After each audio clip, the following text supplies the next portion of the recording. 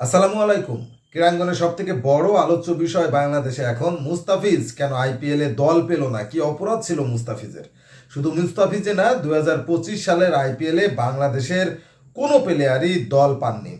এমনকি সব থেকে আশ্চর্যজনক ব্যাপার, সাকিব আল হাসান তার মতো বড় স্টার, তার তো নিলামে নামই ওঠেনি। এমন একটা ব্যাপার, নেবে কি নেবে না ফ্র্যাঞ্চাইজিগুলো সে তো পরের ব্যাপার, নিলামে নামই ওঠেনি। মুস্তাফিজুর রহমান লাস্ট 8 বছর কিন্তু আইপিএলে খেলছে রেগুলার।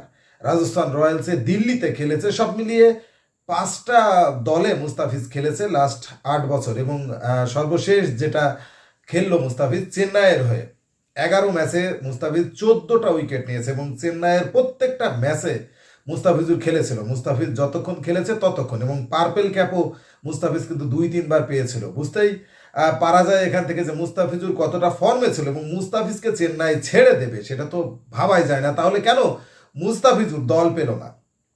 আমার মনে হয় মুস্তাফিজুর দল না পাওয়ার পেছনে সব থেকে বড় যে কারণ, সেটা হলো তার বেস প্রাইস মানি, যেটা ছিল 2 কোটি টাকা। এবং মুস্তাফিজুর যেহেতু একটা বড় মাপের প্লেয়ার এবং তার বেস প্রাইসও সেই কারণে আইপিএল এর থেকে 2 কোটি টাকা ধারণ করা হয়েছিল। এখন 2 কোটি টাকা বেস প্রাইজে মুস্তাফিজুরকে নেওয়ার মতো আসলে কোনো দলই ছিল না, এটা সঠিক। তার কারণ প্রথম দিন আইপিএল এর দলগুলো তারা প্রত্যেকেই বড় বড় প্লেয়ারগুলোর কিনে নিয়েছে, এবং যে টাকা দিয়ে কিনে নিয়েছে, দ্বিতীয় দিনে আসলে একমাত্র রয়্যাল চ্যালেঞ্জার্স বেঙ্গালুরু ছাড়া আর কারোর কাছেই ঠিক তেমন মানের টাকা ছিল না। বেঙ্গালুরুর কাছে ছিল 30 কোটি টাকা, আর অন্যান্য যে দলগুলো ছিল তাদের কাছে মোটামুটি তার অর্ধেক টাকা, অর্থাৎ 15 কোটি টাকা তাদের রিজার্ভে ছিল। সেই জায়গা থেকে আসলে মুস্তাফিজুর রহমানকে 2 কোটি টাকা বেস প্রাইস দিয়ে নেওয়ার মতো কোনো ক্যাপাবিলিটি আসলে কারোরই ছিল না। এবং এমন একটা সময়ে আসলে মুস্তাফিজকে ডেকেছে আইপিএল এর নিলামে, যে আসলে তখন ম্যাক্সিমাম দলই আসলে তাদের আখের গুছিয়ে ফেলেছে, আসলে কোন কোন প্লেয়ারকে নিয়ে খেলবে সেই আখেরটা আসলে গুছিয়ে ফেলেছে, যার কারণে আসলে মুস্তাফিজকে নেওয়ার মতো পরিবেশ ছিল না। কারণ বাঁহাতি পেসারদের একটা কদর কিন্তু আসলে আইপিএলে বরাবরই ছিল। সেই জায়গা থেকে আসলে মুস্তাফিজের দল না পাওয়াটা সত্যি হতাশাজনক।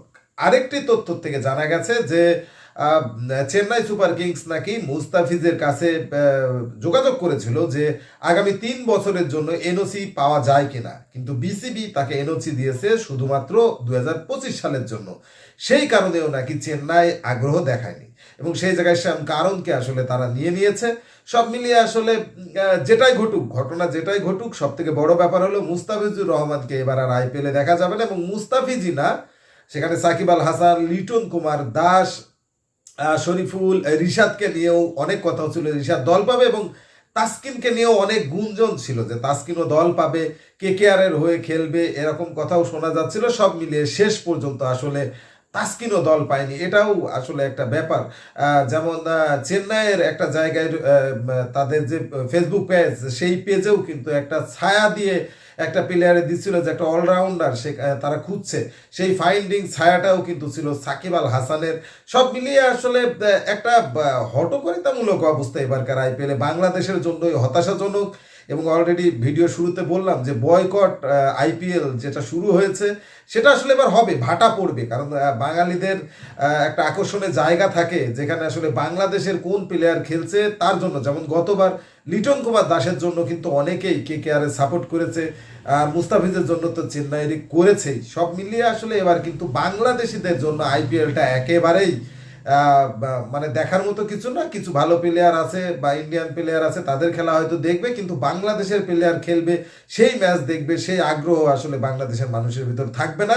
এটাই স্বাভাবিক। এখন আসলে বাংলাদেশে কি সেই টি-20 অর্থাৎ আইপিএল খেলার মাপের কি প্লেয়ার আছে, এটাও আমাদেরকে ভাবতে হবে। যেমন আমরা যদি এখন দেখি লিটন কুমার দাস আদতেও কি আইপিএল খেলার যোগ্যতা তার আছে, সেটাও বুঝতে হবে। শরীফুল, রিশাদ, তাওহিদ হৃদয়, এই মানের প্লেয়াররা যারা আসলে অন্যান্য ফ্র্যাঞ্চাইজি লিগেই ভালো কিছু করতে পারছে না, তারা আসলে আইপিএলে খেলবে, আইপিএল কাঁপাবে, এটা ভাবা আসলে আমাদের জন্য একটু অলিক স্বপ্নই। তবে শেষ করছি ভিডিওটা এটাই বলে যে আসলে মুস্তাফিজুরের দল না পাওয়াটা, এটা আসলে আমাকে ভাবাচ্ছে, এটা কোনোভাবেই আমি মেনে নিতে পারছি না। মুস্তাফিজের দল না পাওয়ার বিষয়টাকে কিভাবে দেখছো কমেন্টসে জানাও।